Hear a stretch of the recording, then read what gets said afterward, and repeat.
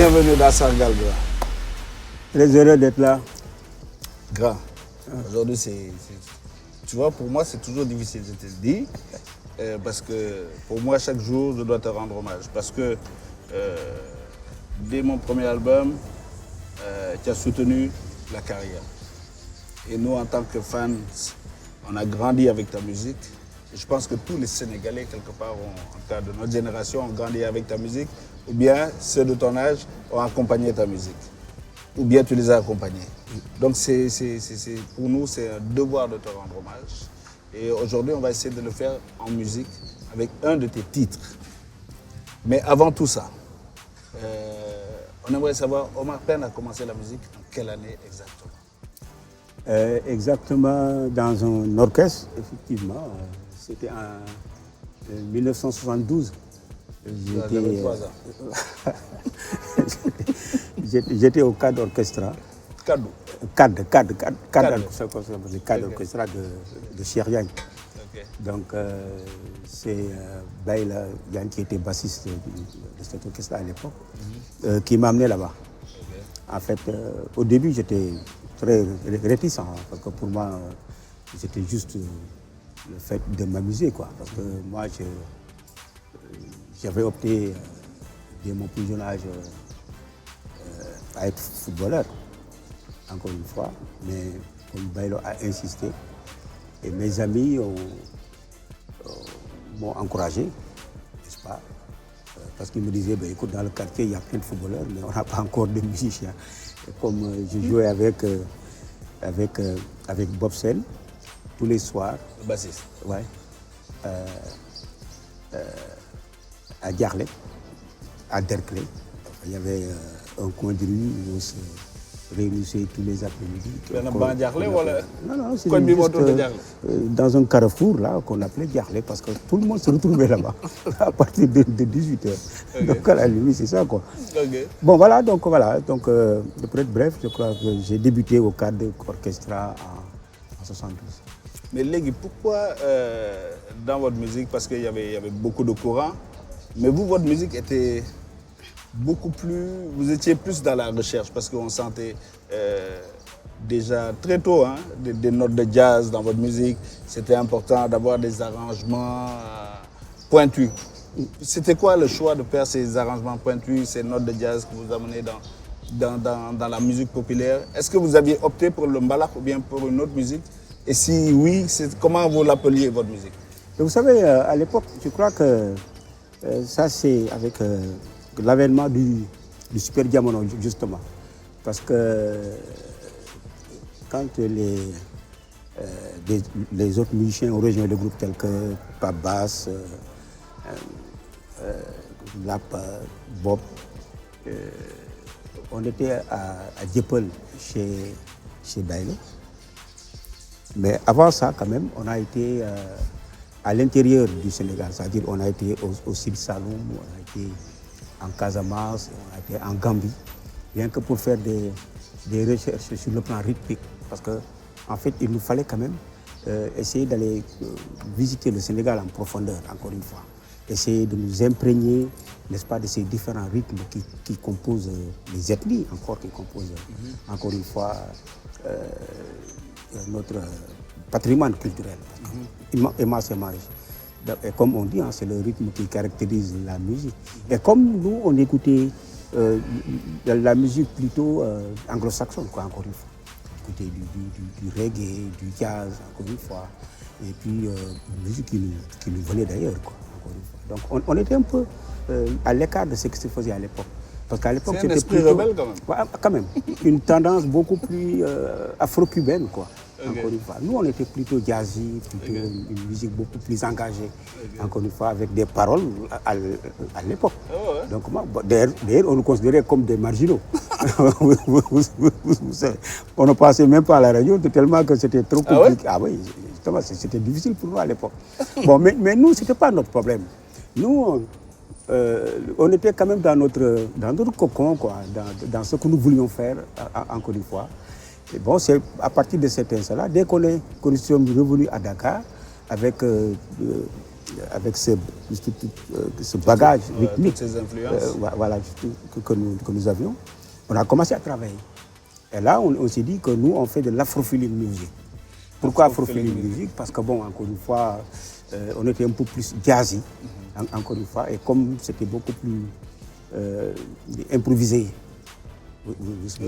Voilà. Et par là, à l'époque, on utilisait quand même des instruments bien de chez nous.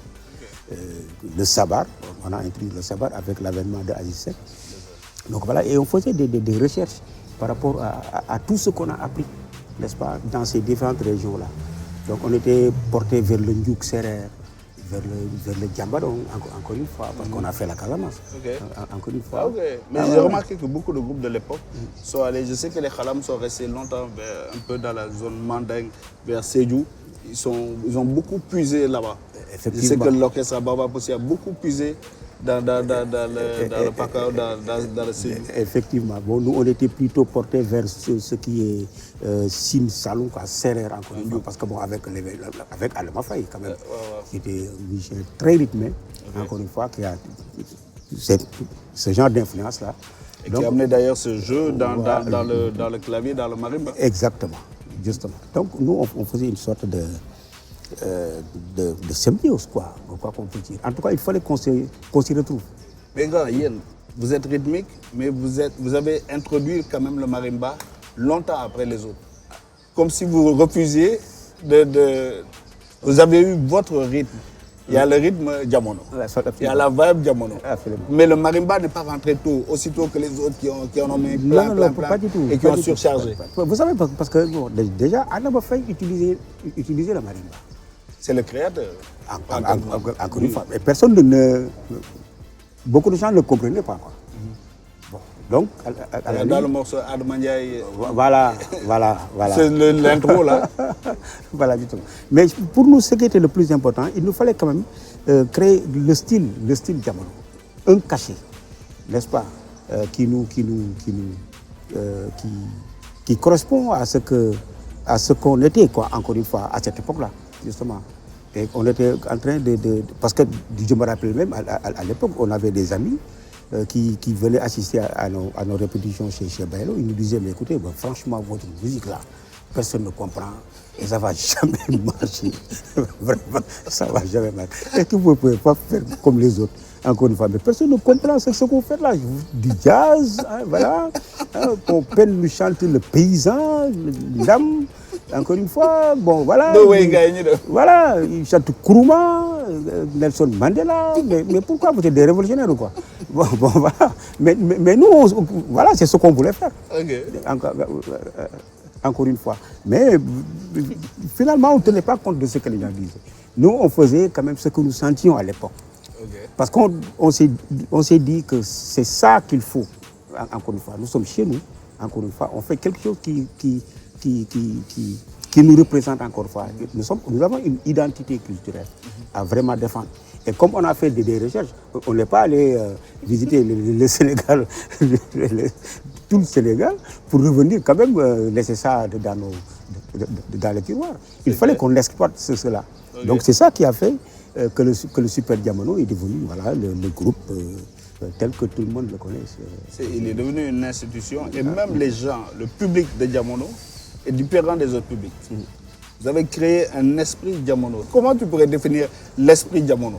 Parce qu'en fait, malgré tout cela, on était plutôt écoutés dans les campus. À l'université, par exemple. C'est les banquettes, quoi. C'est tous les banquettes. Les étudiants. Tous les étudiants, voilà. les et comme il révolutionnaires. y avait des paroles un peu engagées, voilà, chanter chez André Diop, Nkrumah, Mandela, Soweto, encore une fois, Samora Machel, voilà quoi. Donc les gens s'y retrouvaient. Est-ce que tu comprends? Parce qu'en fait, je pense que aujourd'hui, bon, les gens disaient que c'était une musique beaucoup plus destinée aux intellectuels, n'est-ce pas, qu'à ceux qui veulent faire vraiment la fête, quoi. D'ailleurs, à cette époque-là, on jouait peu, hein. Il y avait presque pas de contrat. Ah ouais? Mais parce qu'en fait, Je me rappelle une fois, tu m'as dit que quand les gens veulent une soirée de gala, ils n'ont qu'à aller prendre Youssou Ndour. Nous, quand il y a des concerts populaires, nous, c'est là que tu prends du plaisir. Absolument. Donc voilà en fait un peu ce qui a fait que le Super Diamono quand même est devenu un groupe à part. Voilà. Mais en même temps, la chanson donc consciente, c'est la base. Mais quand tu rentres dans la chanson d'amour, il y a un gros Ndeysaan qui sort. J'aimerais que tu me parles de la chanson qu'on a décidé de prendre. Non, avant ça, la place de Bana dans la création de ta musique.